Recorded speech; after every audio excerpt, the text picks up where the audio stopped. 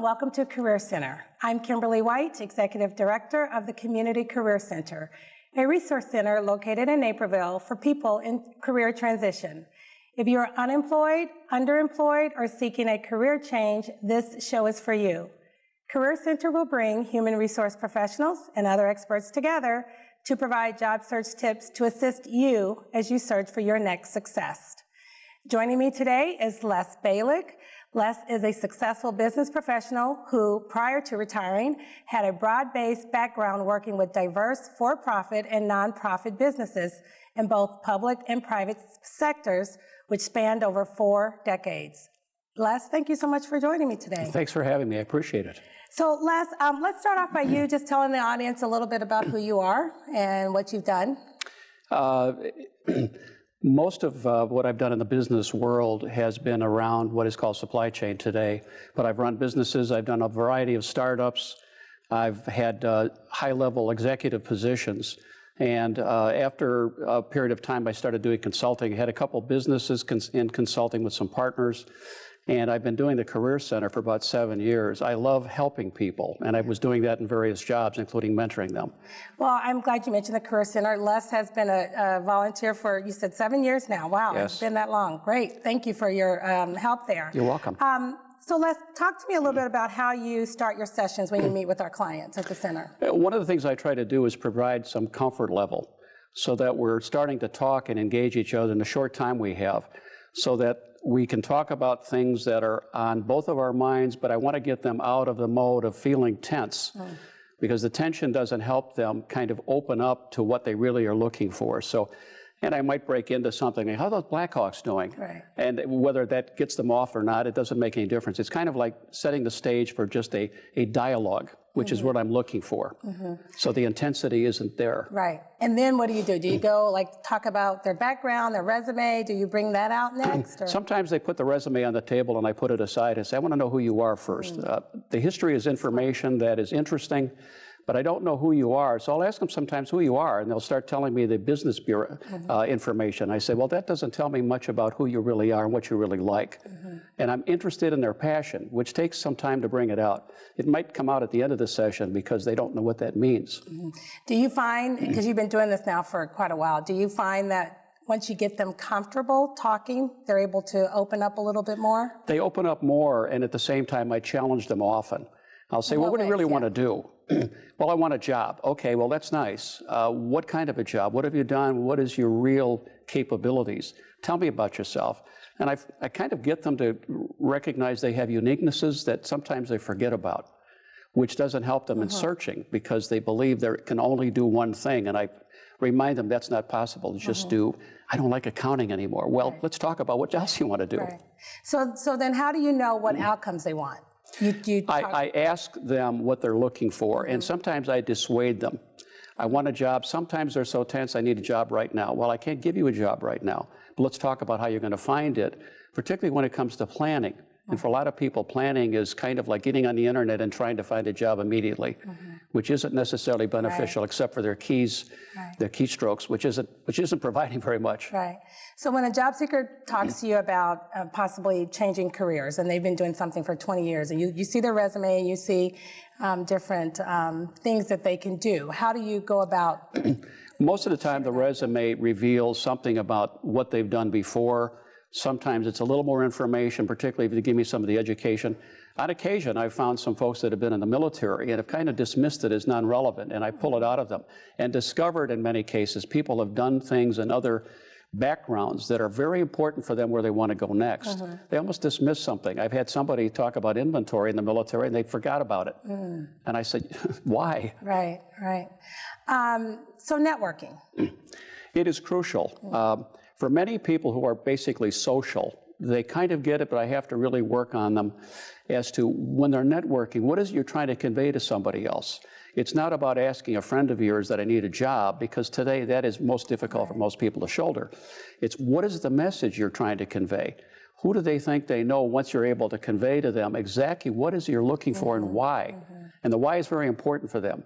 Why do you want to serve somebody else in their needs and their bottom line? Right.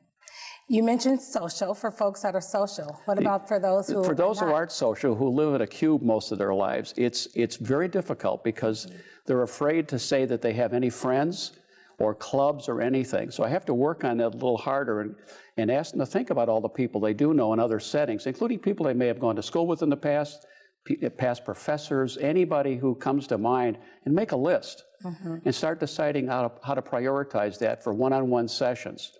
Not email, more face-to-face. If they're far away, at least have a phone call so they can start engaging them. Yeah, that face-to-face is really crucial, especially you with need our to know each millennial other. age, right? Yes, Millennials. email exchanges and texting doesn't do very much. Right. So what are some other tips, some networking tips that you would have? Well, part of it is to make very, very clear about what you want to do next and why. And I kind of force that out of them so that it's peeling the onion. What's the core of what you want to do? And for the people you want to talk to, even if you've talked to them before, do they really know what you want to do next based on our conversation? Because some of them have hobbies that have gone and passed, and they seem more relevant today than ever. Right. Remind them, you can't let this go because life is a one-time event. Right. Do you think it's important for job seekers to have their target list at all times, have that created? It depends. Sometimes I'll see a target list, and as we're talking, it's going backwards. It's like, well, I don't want to do that anymore. Well, let's put the target list on the side, and let's talk about what you want to do, because now you really have a sense of your passion. And it's a different target list at this point. And by the way, how'd you find it? Did you look up information that gave you more information than you had before? Right. So you've been seeing our clients for quite a while. Hundreds of people. Yeah. And what are some mistakes that you see that some of the one of the job seekers mistakes are making? that I've seen more often is folks that have come in and have been out of job for almost a year, and are spending an enormous amount of time on the internet putting in applications, hoping that the computer will respond to them in some form. And I try to get them to recognize that that isn't working. It's a good tool for doing research and information and checking websites. And sometimes they're more worried about the fact that they were let go and they feel bad about it. And I don't want any whining to go on very long in the session. It's like, okay, let go. How do you keep that from happening? Sometimes I become blunt after a while, politely blunt, and say, that's enough. There's a Kleenex box, it's $1 a piece. Let's move on to what you really want to do, because whatever happened in the past is done. Let it go. It's not helping you at all. It doesn't make you positive. Other things that you see in terms of mistakes that job seekers Well, some of the mistakes happen to be sometimes that they are more shy, sometimes humble. I have to get them to speak up sometimes, and I say, you can't go into any session like that. And know more about who you're talking to, particularly a company you're interested in. There's a lot of information out there. If you come in, if it's in the neighborhood, go take a ride around and see if it looks like a place you'd like to work from the outside and then the inside. Very good. So again, you've been volunteering at the center for 7 years, and the impact has been, I know on our part, has been great, the impact you've had on our clients. Anything else you want to add on that? It helps me each time I'm with them to feel like I've served their needs, and I have to ask them if they felt like we got something out of the session. Right. Oh, I know for a fact that they definitely do. That's great. Les, thank you so much for your insight and your wisdom, words of wisdom, and for all you do at the Community Career Center. You're very welcome. Up next, Barry Kalinowski will join us to discuss his job search.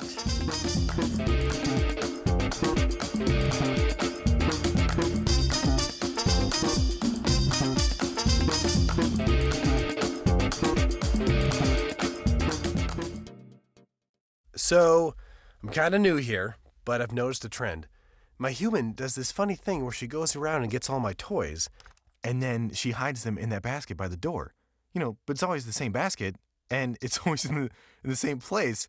And then she acts so surprised when I find them, but, she's putting them in the same basket. Again. It's like, hello? That's where you put it last time. You were the worst at hide and go seek. Welcome back to Career Center. I am Kimberly White, Executive Director of the Community Career Center. Joining me now is Barry Kalinowski. Barry is a seasoned professional with a demonstrated background in not-for-profit leadership, sales and marketing, as well as corporate and community relations. I might add that Barry is also a job seeker searching for his next success. Barry, welcome. It is a pleasure to be here with you, Kim. Barry, when I was looking over your resume, one thing I did not know about you is that you are an author. Yes. Share. Well, it goes back a little bit, a couple of years ago when my wife and I were getting tired of hearing people talk about their New Year's resolutions, knowing it's just going to fail.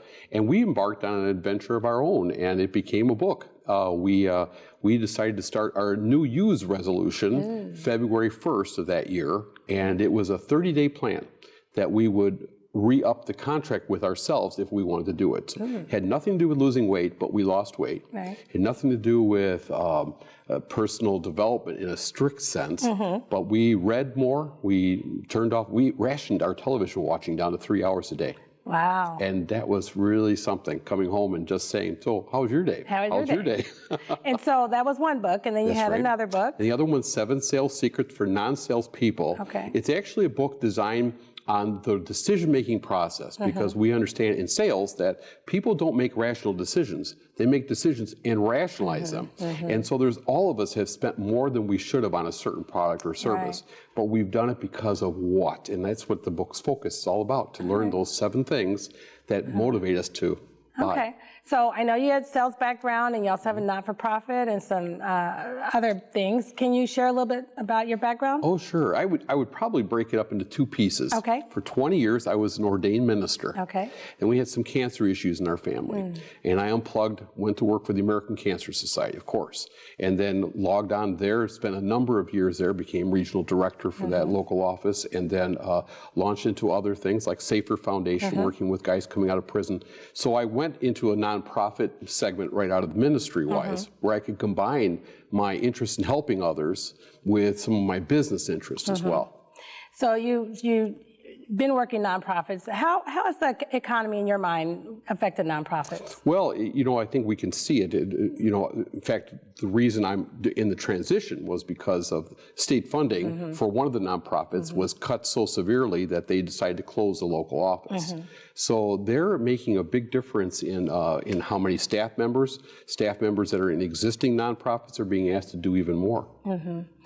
So I know, again, looking at your resume, you haven't been in a job search in about 10 years, and it's very different. It is very different. What are some things that you're seeing? Well, and I would even say I'm computer savvy, but I was still shocked by what changes from the format of my resume to the first meeting at the Community Career Center when they asked about handbills. I said, what's a handbill? I hate to say it, but with my age, I could picture handbills in a different way.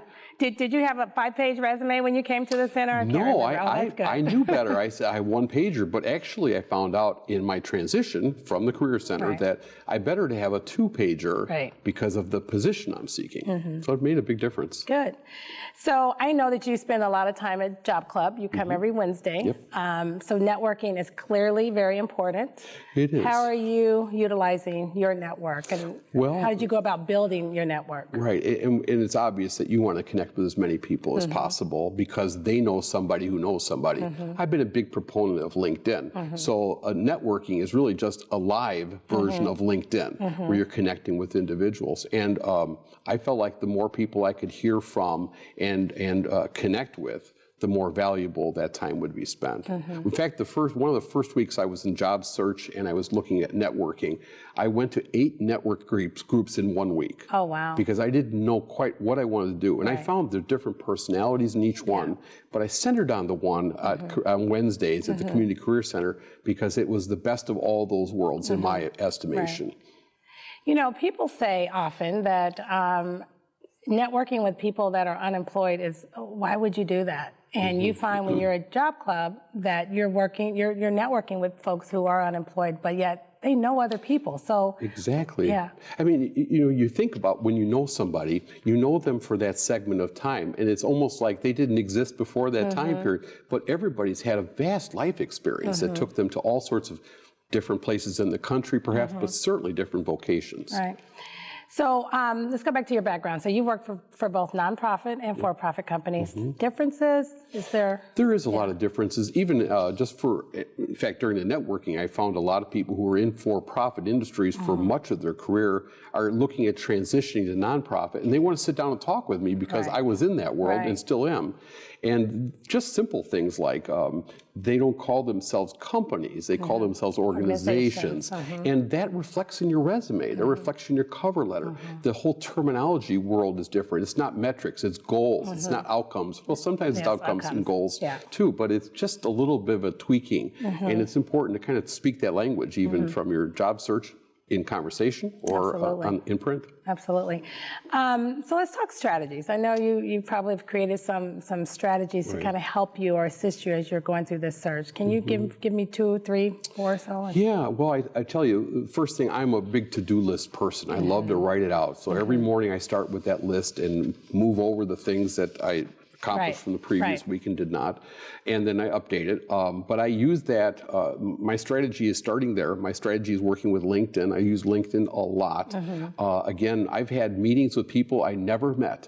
For example, there was one organization I wanted an appointment with. So I went on LinkedIn, typed in the name of the organization. It popped up somebody that was in the position I was interested at a different location. I reached out to him and said, can we have coffee? Absolutely. A few days later, we sat down. I got all the insight about that other group's organization. Wow. Fabulous. Wow, that's good. Any other strategies or tips that you can? I think putting a goal out there. I had a goal of 10 resumes or applying for 10 jobs a week. And that became a little bit hard because of my focus. But I still stick with the 5 a week. So I shoot out another one because you're always changing the resume and the cover letter. And speaking of that, when you change your you need to change your resume based on the job that you're applying for and making sure that they're. That's part of that, and that's part of the reason why it's hard to do a lot in each day. So job search can be very stressful. How do you balance it on a day-to-day basis? What are some things that you're doing to just kind of keep yourself in check? You know, I developed a philosophy, and actually it's covered in my book called Pause, that stress is an imbalance between load and support. It applies to bridges, it applies to buildings, it applies to airplanes. If you have too much load for the amount of support that you have. So when I feel stress and I feel the tension, I know I have to do one of 2 things: lighten the load or increase the support. So I literally look at that. Support being Community Career Center. When I go there on Wednesdays, Joy always says, Barry, you bring so much energy. It's the group that brings me the energy. And that's why I'm energized and smile more. Very good. So you've been coming to the Career Center how long now? Wow, almost 7 months. Almost 7 months. We're going to try to get that stopped for you pretty quickly. Yeah, well, I missed the party. Barry, thank you so much for joining us. I really appreciate it. If you are looking for a top-notch professional with a proven background in sales, marketing, corporate and community relations, who's committed to service, this is your guy. Barry, thanks again for joining me. I appreciate it. Up next, Sarah Breithaupt will be joining me to talk about the emotional stress of job search.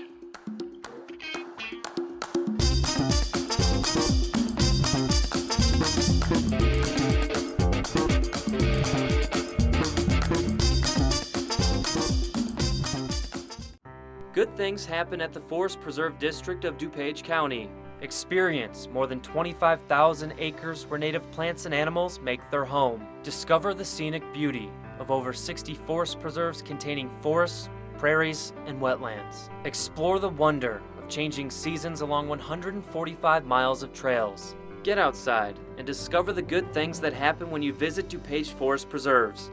The Forest Preserve District of DuPage County, where good things happen. Today, more than ever before, women are on the front lines of America's defense. These brave women struggle and sacrifice to help keep our country secure. They deserve to be recognized for their service as guardians of freedom. Please support the American Legion's efforts to serve the growing number of women veterans. Go to legion.org/honor-veterans to find out how you can help. Welcome back. I'm Kimberly White, Executive Director of the Community Career Center. Joining me now is Sarah Breithaupt. Sarah is a licensed counselor with Lyle Township and works with job seekers in transition. Hi, Sarah. Thanks for joining me. Hi, it's a pleasure. Sarah, I know you do other things at Lisle Township. Yes. You want to elaborate a little bit on your background for me? Yeah, at Lisle Township, I facilitate the resume group on Mondays, where we give people feedback on their resumes, cover letters, job club handbills, even business cards. I also counsel people one-on-one on personal issues as well as career counseling. I am a licensed professional counselor with a graduate certificate in career development. Great. Well, great. Thank you. So, job loss and unemployment stress it's very real. What would you say to someone who is out of work and having a difficult time with their job search? Right. I would reassure them that it's very normal and they have the right to feel angry, hurt, confused, frustrated by the search.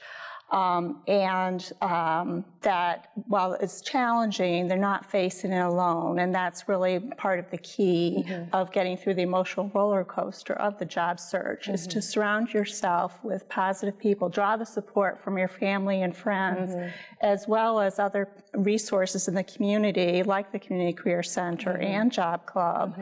The people who can help get you through, and make sure that the people you are spending time with are positive and supportive. Right. Is it important for someone to take some time after that initial, being laid off or what have you, to take some time to just kind of regroup? And if so, how long should they take? It varies by person. Some people definitely need a little bit of a break before they get started in earnest. Some people actually start right away because they want to feel like they are actually doing something and have some control over the situation. And that's a very important component of the whole process, is to control what you can control and focus on that part that you can control. Right. Because the more frustrating part, of course, can be how long does it take for an employer to call you or call you back, things like that. Right.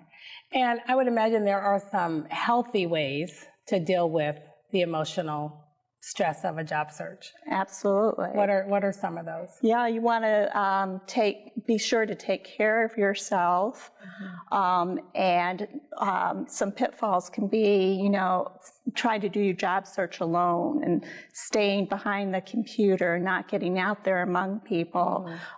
So again, you want to be with other people.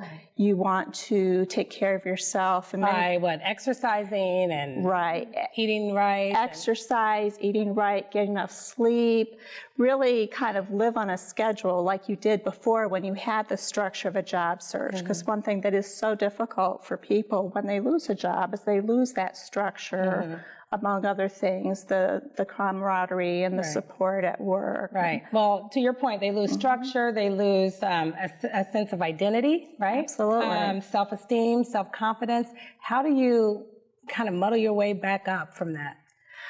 Well,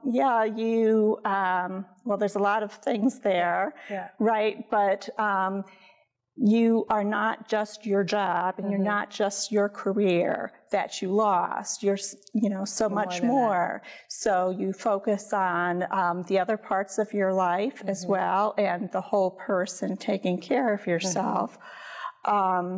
And you also, in terms of your self-esteem, which can take a hit or can become shaky if you're not getting back to work as quickly as you'd like, you need to focus on the good, positive qualities about yourself, even so much as taking time to write down the good things about yourself. You also want to limit your worrying, because people often ruminate, spend a lot of time worrying and the fears, and you want to be very careful about that. How do you do that? Well, one strategy I like to recommend is that you perhaps schedule or set aside some worry time each day. So instead of... So you give yourself a block of time to just worry, and then the rest of the day you don't. Right, and what you do is you might set aside 10 minutes, and this is where I'm going to write down all my worries or my fears. But then you spend another 10 minutes of this is what I'm going to do about it. So again, it gives you some feeling of control. I have something to do with it. And then at the end of the 20 minutes, you're done, and you tell yourself, I'm done with the worry for today. And if need be, I'll do this again tomorrow at 2 o'clock, but you keep it short and sweet. I like that. Yeah, I never heard that. I know, with job seekers, they've they're used to going into a place of employment every day, and so now all of a sudden that's no longer the case. How important is it for them to create have a structure in their day?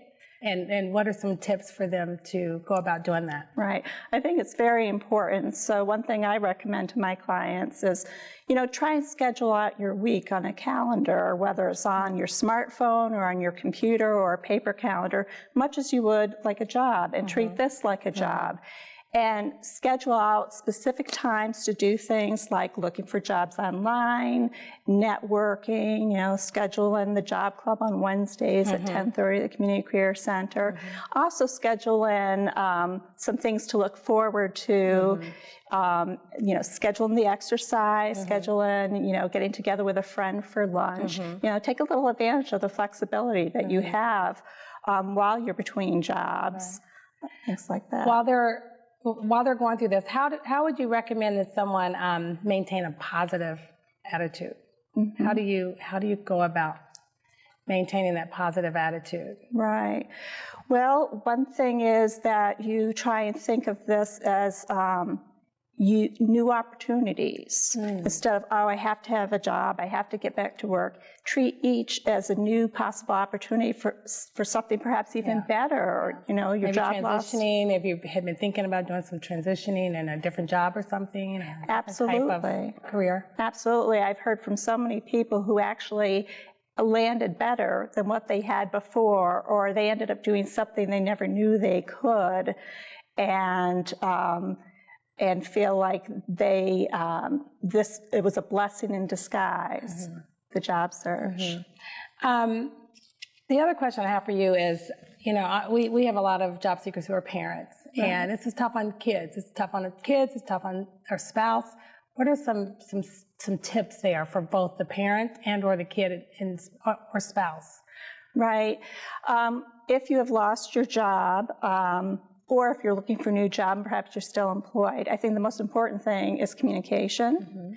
You want to talk with your spouse or your partner as well as your kids. And particularly if it's a job loss, you want to be truthful, but you don't want to burden particularly your kids with too much of your fears or your worries, and try and keep it positive and let them know what it is you are doing to find new work. And also, if it's a matter of cutting back on budgets or whatever, you might ask them to help by what are some ideas of things we can do to save a little bit of money till I get the next job, try to make them feel a include part them. of the... Yeah, because there's a sense of security there, right? Right, absolutely. And be assured that this is just temporary. I will get another job. I just don't know exactly when. That's right. Great. Sarah, thank you so much. I appreciate it. I want to thank Sarah Breithaupt, Barry Kolonowski, and Les Balick, for being a part of this month's edition of Career Center. If you're unemployed, underemployed, or seeking a career change, please visit us at the Community Career Center, 1815 West Steel Road, Suite 900 in Naperville, or give us a call at 630-961-5665. Thanks for watching.